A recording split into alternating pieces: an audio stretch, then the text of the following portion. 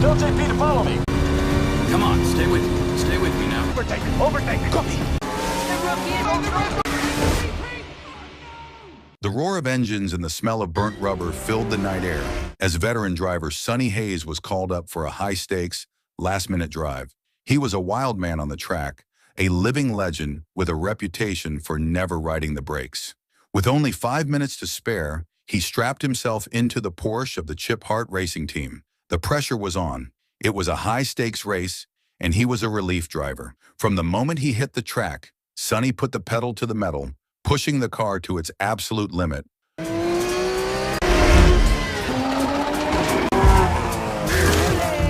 A move that had his crew and the entire team on the edge of their seats. He was a man possessed, determined to close the massive gap between his car and the leading BMW. With an aggressive maneuver in the third turn, Sonny managed to overtake several cars in one fell swoop, a move that nearly sent him spinning off the track and into the grass. But with the kind of cool-headed reflexes that only a seasoned pro possesses, he managed to pull it back and put his team in a winning position.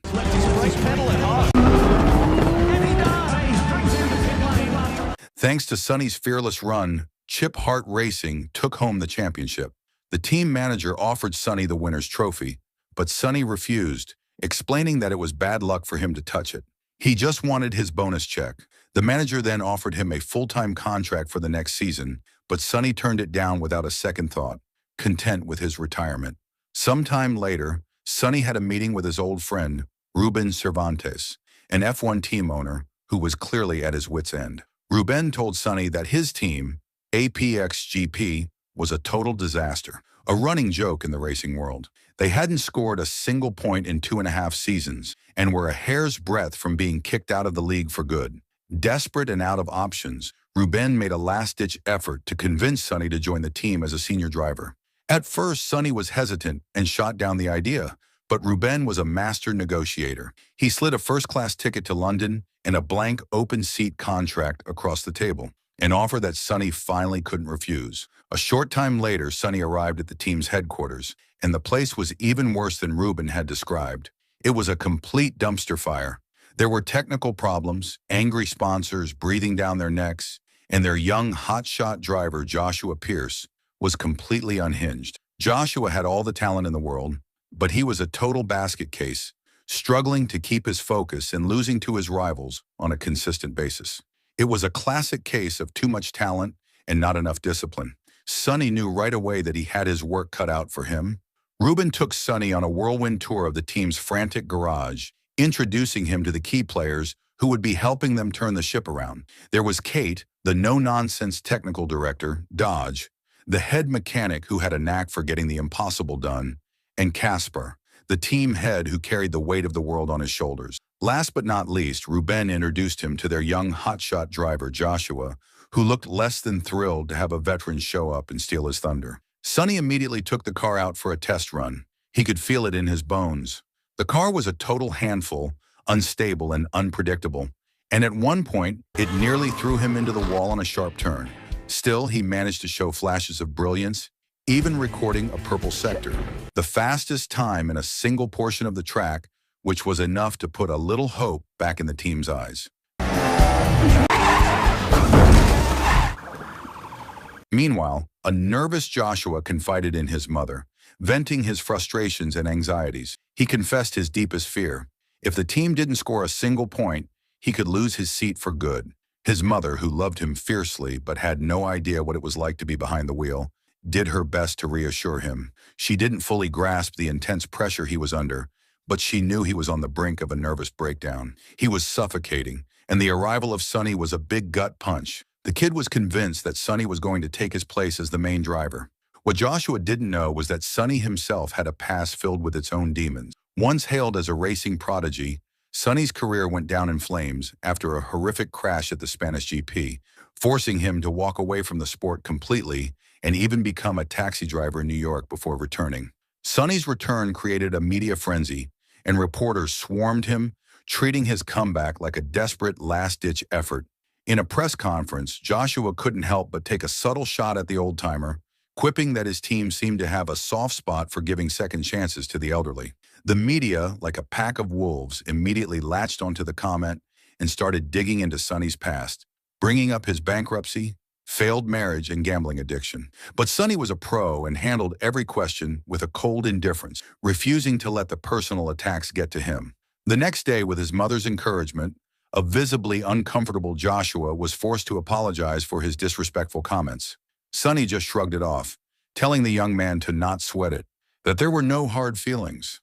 With the drama behind, the team set its sights on the next race. The final 9 races, 5 is each.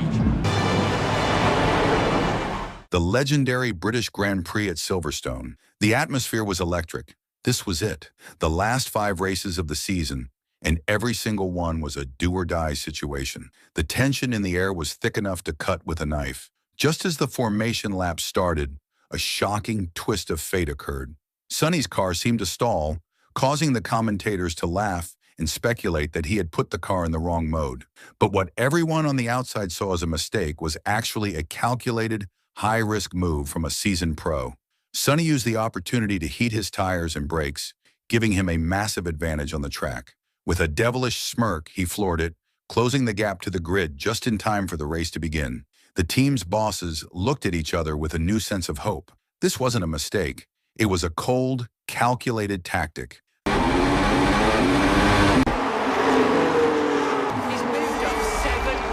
The on-track tension between Sonny and Joshua was at an all-time high. It was a heated wheel-to-wheel battle, and neither driver was willing to give an inch. Instead of working together to overtake the competition, they were fighting for the same piece of tarmac. The inevitable happened, and a massive incident between the two teammates sent both cars into the pit lane with their tempers running on fumes. Sonny was beside himself, frustrated that he had to go against his own teammate when they should have been working as a unit. Meanwhile, Joshua was just as furious, convinced that Sonny was talking down to him and trying to show him up, and the young driver refused to back down to his senior. Back in the garage, Ruben was fuming. He stormed over to Sonny with a look of pure exasperation. Their financial situation was on life support, and Ruben explained that if Sonny couldn't get the car onto the podium by the end of the season, the team was going to go belly up. Sonny, however, was a professional. He calmly explained to Ruben that the car was a total handful, which was why a podium finish was a pipe dream. The only way forward was to get with Kate, the technical director, and modify a few of the car's components to make it more stable. Sonny then found Kate at a local coffee shop, hoping to get her on his side. He laid out his game plan for her, explaining that while the other cars, like the ones from Ferrari, McLaren, and Red Bull, were a force to be reckoned with on the straightaways, they were an absolute disaster in the corners. It was a weakness he was sure they could exploit. He explained that by making their own car faster in the turns, they could easily overtake the competition. But Kate was having none of it. She was offended by his approach, scoffing at his idea of throwing out all the data for what she saw as a reckless, ego-driven fantasy. She sternly reminded him that Formula One was a team sport, not a one-man show. Long story short, before the Hungarian Grand Prix, the entire team gathered for a strategy meeting. There was a palpable sense of tension as they ran through a series of possible plans. They went over the A plan, which involved the standard medium tires and then hard tires after a third of the laps, the B plan, a risky mix of medium and hard tires, and then they got to the C plan, a special configuration that Sonny himself had designed. The rest of the team looked at him with skepticism and doubt, but Sonny just looked back with a devilish smirk. He had something up his sleeve, and it was going to be a total game changer. The race was in full swing when disaster struck. Yeah, you've got a puncture right rear box. Sonny's car suffered a sudden tire burst, sending him spinning off the track. A wave of panic ripped through the pit. The team head, Casper, immediately came over the radio, ordering Sonny to put on hard tires. But Sonny was a stubborn old dog, and he wasn't going to have it. He insisted on getting medium tires, arguing that his plan C needed them to work. A heated back and forth ensued, with Casper and the team trying to talk him out of his crazy idea. But Sonny refused to move an inch until he got his way. After a few tense moments, Casper finally gave in, conceding to Sonny's gut feeling. Sonny roared back onto the track, and against all odds, he managed to make it work. He drove like a man possessed, and his fearless strategy paid off in spades. He finished in the 10th spot, giving the team their first point of the season, a result that felt like a major win for a team that had been running on fumes for years. The next race had an entirely new atmosphere, one filled with cautious optimism. In a strategy meeting, Sonny laid out his new plan. He would act as a decoy on the track, intentionally drawing attention to himself and creating an opening for Joshua to get ahead and hopefully take home the win. But just as they were ready to roll, the weather took a turn for the worse. The sky opened up and the team's plans went out the window. The head of the team got on the radio and told Joshua to stay put and play it safe. Getting a podium finish was more than enough, and a crash in the pouring rain was a risk they couldn't afford to take. With the rain coming down in sheets, Sonny put his plan into motion. He intentionally slowed down on the track, becoming a human roadblock and creating a massive traffic jam behind him. He used his car to box in the competition, including the rival Red Bull and Ferrari drivers, giving Joshua a clear shot. Over the radio, Casper screamed at Joshua to push the car to its absolute limit, yelling that this was his golden ticket to victory. Joshua went for it, and the last moments of the race were a blur of high-speed chaos.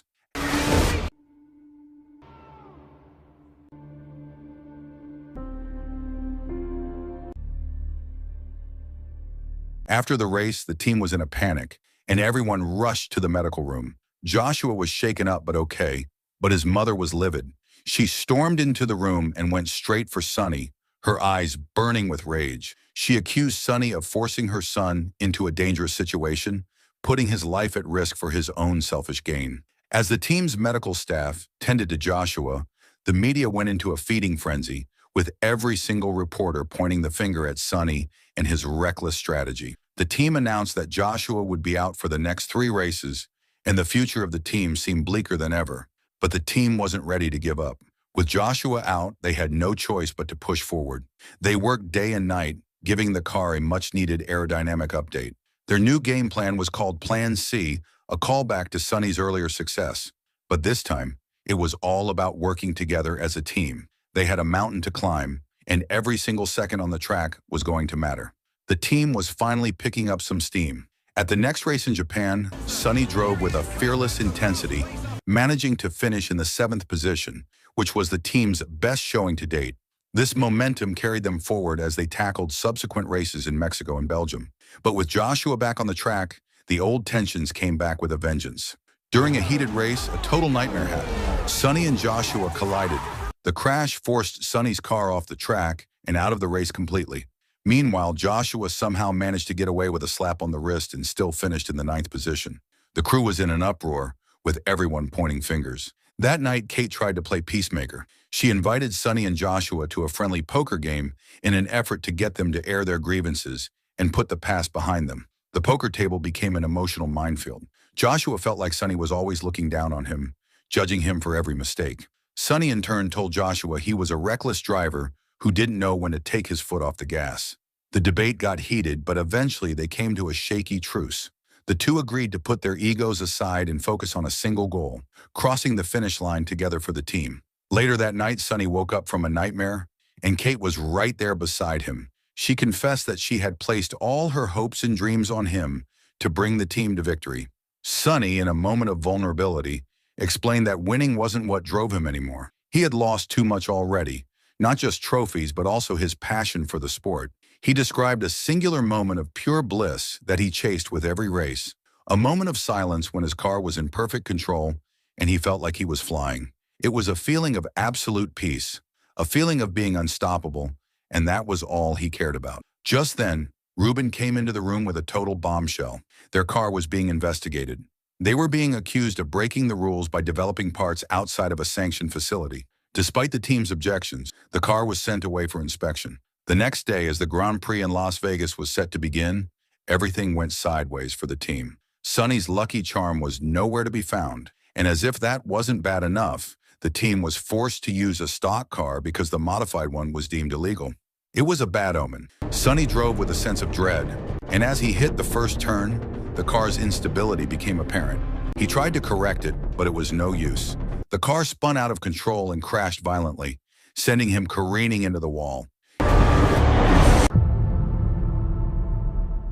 He was rushed to the hospital with a broken back, severe bruising, and a real risk of paralysis. Fearing for Sonny's life and the team's future, Ruben made a gut-wrenching decision and pulled Sonny from the team.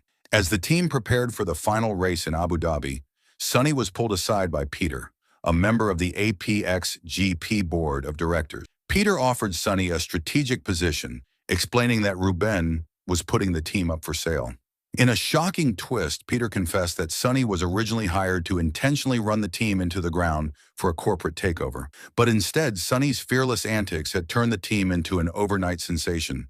Peter told Sonny that with a brand new Mercedes engine and 2 new drivers on the way, the team was poised to be a championship contender. Meanwhile, Joshua was having a heart-to-heart with his mother, finally getting a few things off his chest. He confessed that the crash at Monza wasn't Sonny's fault. He had been too aggressive, a mistake he deeply regretted.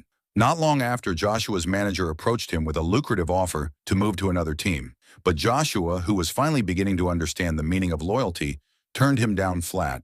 He was in this for the long haul and wasn't going to bail on his team. Just as the team was preparing for the final race, a bombshell dropped. Fake documents about Sonny were sent to FIA, the official regulatory body of Formula One. The document claimed that he was a danger to the other drivers and would be banned from racing immediately.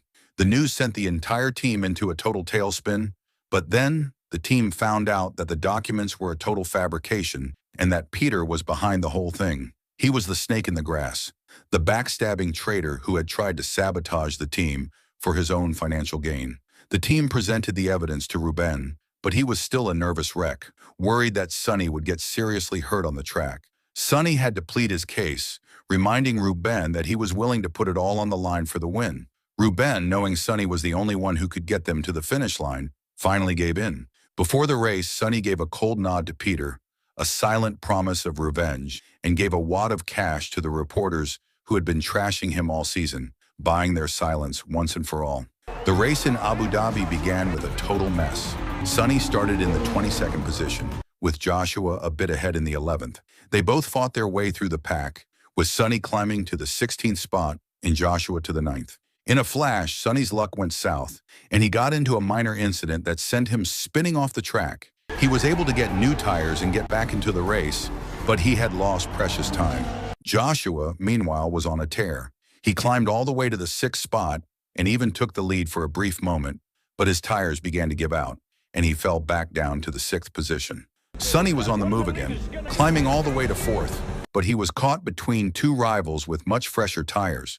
The final laps were a roller coaster. Joshua once again managed to get into 1st place, but his worn-out tires betrayed him, and a Red Bull driver zipped past him and took the lead. With only 3 laps to go, disaster struck. Sonny's tire blew out, sending him careening into the wall, and the red flag was waved. The team, ever the fighters, used the opportunity to repair his badly damaged car. The standings were insane. Mercedes in 1st, Red Bull in 2nd, Joshua in 3rd, and Sonny in 4th. The fate of the championship was hanging in the balance, and it was going to come down to the wire.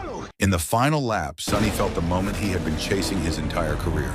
Everything went quiet, and he felt the car glide over the track as if it were flying. He was in perfect control, and nothing, not a single rival, could get past him. Pressure is out of the zone. Wheel to wheel. Then Track, just watch Lewis when he... world champion. Sonny, you did it! He took the lead and crossed the finish line in 1st place, winning the F1 championship. He had done it. He brought the team back from the brink of oblivion and made them champions. It was a hell of a ride, but Sonny had finally found what he had been looking for his whole life.